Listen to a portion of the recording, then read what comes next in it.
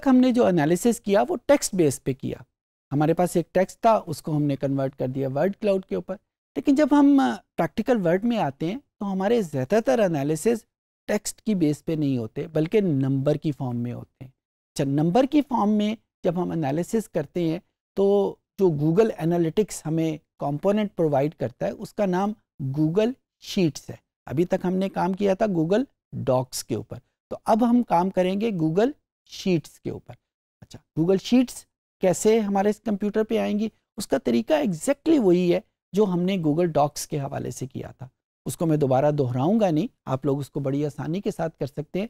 यानी हम Google search box में गूगल शीट का वर्ड लिखेंगे और कंप्यूटर हमारे सामने गूगल शीट का जो इंट्रोडक्टरी पेज है वो ले आएगा। उस इंट्रोडक्टरी पेज में क्या चीज़ें रिक्वायर्ड हैं, उसके लिए बिल्कुल जिस तरह लास्ट टाइम हमने कहा था, इंटरनेट हमारे पास लाजमी होना चाहिए, फिर हमारे पास जीमेल का अकाउंट या गूगल का अकाउंट होना चाहिए।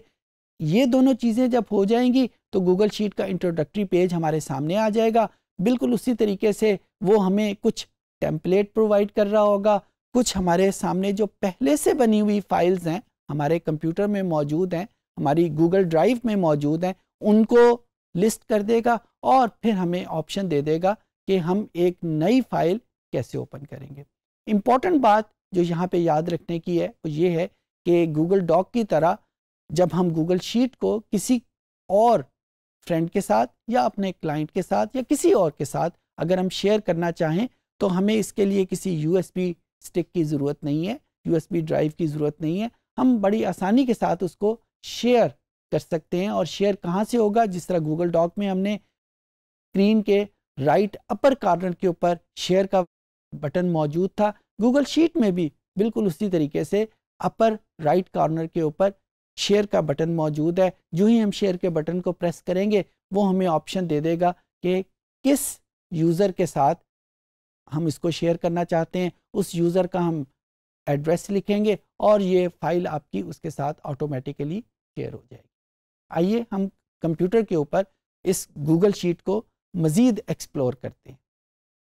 जी स्टूडेंट्स, तो ये मेरे सामने एक गूगल शीट ओपन है। पहले हम सारा काम कर रहे थे गूगल डॉक के ऊपर, तो उसकी जो शेप थी वो वर्ड, अगर हम माइक्रोसॉफ्ट ऑफिस के साथ इसका कंपैरिजन करें तो वर्ड के साथ ज़्यादा इसका उसकी शक्ल उससे मिलती जुलती थी। लेकिन ये जो आपके सामने आ रही है ये हमारे सामने वर्ड, अगर माइक्रोसॉफ्ट ऑफिस के साथ कंपैरिजन करें तो एक्सेल की तरह की एक शीट हमारे सामने आ रही है।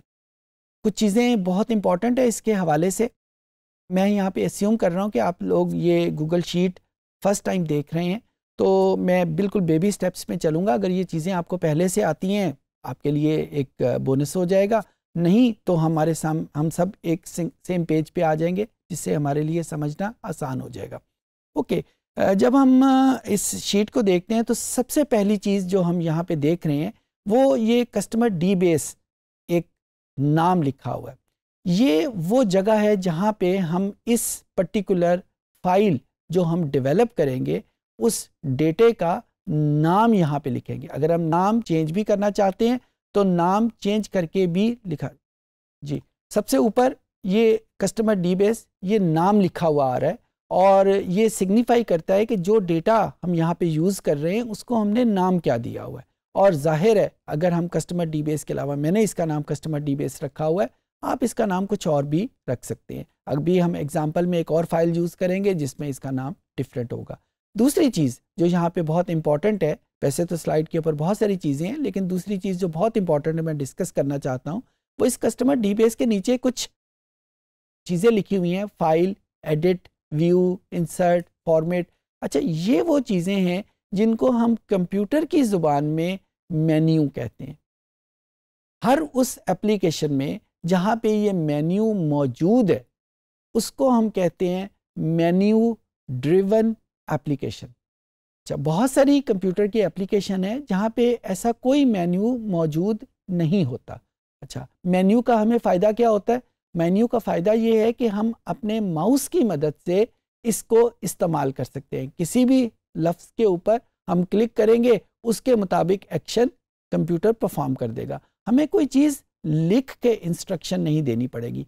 सो जहाँ पे हमारे पास मेन्यू अवेलेबल है हम उसको मेन्यू बेस्ड एप्लीकेशन कहेंगे, और जहाँ पे मेन्यू अवेलेबल नहीं है उसको हम कमांड बेस्ड एप्लीकेशन कहेंगे। सो दो किस्म की एप्लीकेशन अभी आपके सामने मैंने रखी हैं। वन इज़ मेन्यू बेस्ड, और मेन्यू बेसिकली क्या है, यही जो फाइल, एडिट, व्यू, इंसर्ट, ये हमारे सामने मौजूद है। और आजकल जो ज़्यादा एप्लीकेशन आ रही हैं वो मेन्यू बेस्ड ही हैं, लेकिन इसका ये मतलब नहीं है कि कमांड बेस्ड नहीं एग्जिस्ट करती। कमांड बेस्ड में क्या होता है, क्योंकि मेन्यू अवेलेबल नहीं है, मेन्यू अवेलेबल नहीं है तो हम माउस को यूज़ नहीं कर सकते, माउस को यूज़ नहीं कर सकते तो फिर हम कंप्यूटर को इंस्ट्रक्शन कैसे देंगे, कंप्यूटर को इंस्ट्रक्शन देने के लिए फिर हमें कमांड लिखनी पड़ेगी। बिल्कुल उसी तरीके से जिस तरह हम अपने घर में छोटे बहन भाई को कहते हैं जाओ हमारे लिए पानी का गिलास ले आओ, या जाओ चाय ले आए, या चलो आओ बैठ के खाना खाएं, तो जिस तरीके से हम उनको इंस्ट्रक्शन देते हैं उसी तरीके से हम यहाँ पे कंप्यूटर को इंस्ट्रक्शन देंगे। जाहिर है कंप्यूटर को इंस्ट्रक्शन देने के लिए जो लैंग्वेज है वो उर्दू या इंग्लिश नहीं होगी, वो कंप्यूटर की अपनी लैंग्वेज होगी, लेकिन होगी वो कमांड ही। सो कमांड बेस्ड एप्लीकेशन और menu based application. Google sheet में क्योंकि ये मेन्यू अवेलेबल है लिहाजा इसको मेन्यू बेस्ड कहेंगे। एक और बात जो यहाँ पे बहुत इंपॉर्टेंट है, मेन्यू बेस्ड जो एप्लीकेशंस हैं उनके कुछ फ़ायदे भी हैं, कुछ नुकसान भी हैं। फ़ायदा ये है हमें कुछ लिखना नहीं पड़ता, याद नहीं करना पड़ता कि किस कमांड के लिए कौन सी इंस्ट्रक्शन हमने देनी है, या किस इंस्ट्रक्शन के लिए कौन सी कमांड हम या कौन सी लैंग्वेज यूज़ करेंगे। लेकिन नुकसान इसका ये है कि हम बाउंड हो जाते हैं कि हम सिर्फ वही काम कर सकते हैं जो मेन्यू में लिखा हुआ है। अगर कोई फंक्शन, कोई टास्क हम करवाना चाह रहे हैं कंप्यूटर से और वो उसके मेन्यू में अवेलेबल नहीं है तो कंप्यूटर से वो काम हम उस एप्लीकेशन में नहीं करवा सकते, क्योंकि मेन्यू में वो जगह ही अवेलेबल नहीं है जहाँ पे हम माउस का क्लिक करेंगे। जबकि कमांड बेस्ड में नुकसान ये है कि हमें सारी चीज़ें लिखनी पड़ती हैं, हमें याद करना पड़ता है कि किस इंस्ट्रक्शन के लिए हमने कौन सी कमांड देनी है, कौन सी लैंग्वेज यूज़ करनी है, सारा कुछ हमें याद करना पड़ता है। फ़ायदा उसका ये होता है कि हम सब कुछ उससे कंप्यूटर से करवा सकते हैं, क्योंकि माउस तो यूज़ हो नहीं रहा, हमने कमांड लिखनी ही है, तो लिखते वक्त हम कुछ भी उससे फंक्शन उससे परफॉर्म करवा सकते हैं। सो ये उनके फ़ायदे और नुकसान थे। सो दूसरी चीज़ जो गूगल शीट में इंपॉर्टेंट है वो मेन्यू का होना है। अभी मेन्यू को तफसील से भी करेंगे, इस वक्त मैं सिर्फ इसके आपको मुख्तलिफ करैक्टरिस्टिक बता रहा हूँ। नीचे जो चीज़ इंपॉर्टेंट है जहाँ पे हम अपना फंक्शंस परफॉर्म करते हैं वहाँ पे बहुत सारे डब्बे बने हुए हैं।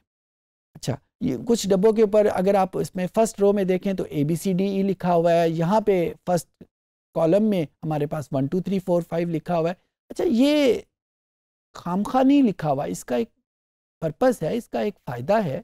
वो क्या है कि जब हम इनमें से किसी एक डब्बे को, जिसको हम कंप्यूटर की ज़ुबान में सेल कहते हैं, किसी एक सेल को आइडेंटिफाई करना चाहते हैं, रिकग्नाइज करना चाहते हैं, तो हम इन ABCs और 1 2 3 को यूज़ करेंगे। ये बिल्कुल उसी तरीके से है जिस तरह हमारे मोहल्ले में या हमारे शहर में हमारा जो एड्रेस होता है उसमें एड्रेस में सबसे पहले हमारे मोहल्ले का नाम होता है और फिर हमारे घर का नंबर होता है। बिल्कुल उसी तरीके से फॉर एग्ज़ाम्पल अगर मैं यहाँ पे इस वाले खाने को आइडेंटिफाई करना चाहता हूँ, जिसको यहाँ पे जिसको मैंने हाईलाइट किया है, तो इस खाने का या इस सेल का एड्रेस होगा। हम सबसे पहले ये जो ABC ऊपर बनी हुई है यहाँ पे देखेंगे और उसके बाद हम देखेंगे कि 1 2 3 में इसका क्या नंबर है और हम इसको मिला के लिख देंगे C6। तो इसका एड्रेस हो जाएगा C6। सिमिलरली अगर मुझे इस खाने को आइडेंटिफाई करना है, इसका एड्रेस क्या है, तो उसी तरीके से मैं यहाँ पे इसको आइडेंटिफाई करूँगा और नंबर्स में इसको आइडेंटिफाई करूँगा। लिखते वक्त ABC में जो चीज़ है उसको पहले लिखूँगा और गिनती में जो चीज़ है उसको बाद में लिखूँगा।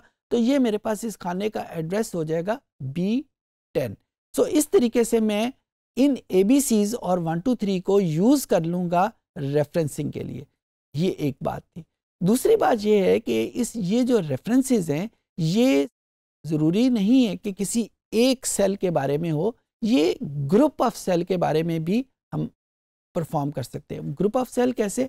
फॉर एग्ज़ाम्पल मेरे पास ये एक ग्रुप ऑफ सेल है जिसमें बहुत सारे सेल मौजूद हैं। अभी तक मैंने आइडेंटिफाई किया था कोई एक सेल, अब मैं आइडेंटिफाई करना चाहता हूँ ग्रुप ऑफ सेल। अच्छा, ग्रुप ऑफ सेल को हम कंप्यूटर की ज़ुबान में रेंज कहते हैं, जहाँ पे किसी एक डब्बे को मैंने रेफ़र किया था सेल के साथ, लेकिन जब ग्रुप ऑफ सेल्स हों तो उसको कंप्यूटर की ज़ुबान में रेंज का नाम हम देते हैं। यहाँ पे मैं लिख भी देता हूँ ताकि आप इसको याद कर लें। अच्छा, ये रेंज कैसे आइडेंटिफाई होगी? ये रेंज शुरू होती है यहाँ से और ख़त्म होती है यहाँ पे। इस खाने का एड्रेस क्या है? इस खाने का एड्रेस है, अगर मैं यहाँ से इसको आइडेंटिफाई करूँ तो इसका एड्रेस बनता है F4 और ये ख़त्म कहाँ पे होती है? इस खाने का एड्रेस क्या बनता है? इस खाने का एड्रेस बनता है G8। ये हमारे पास एड्रेस बन गया, और एड्रेस हमने कैसे बनाया उसका तरीका भी हमने सीखा है। और मैं जब इस रेंज को रेफ़र करूँगा तो मैं ये कहूँगा कि ये रेंज F4 से स्टार्ट होती है और कहाँ तक जाती है? G8 तक।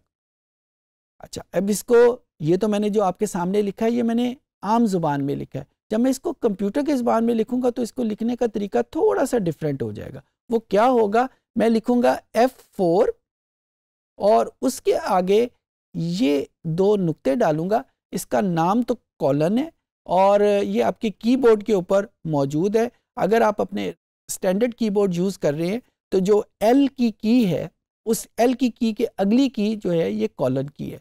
सो हम ये कॉलन इस्तेमाल करेंगे और G8 का वर्ड यहाँ पे इस्तेमाल करेंगे। सो इस तरीके से हम इस पर्टिकुलर रेंज को रेफ़र करेंगे।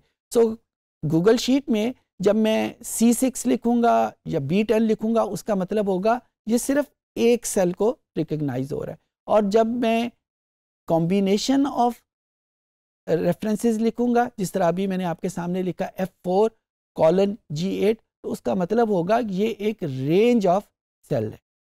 इन दोनों का अलहदा पर्पज़ है जो हम आगे एग्जाम्पल में यूज़ करेंगे।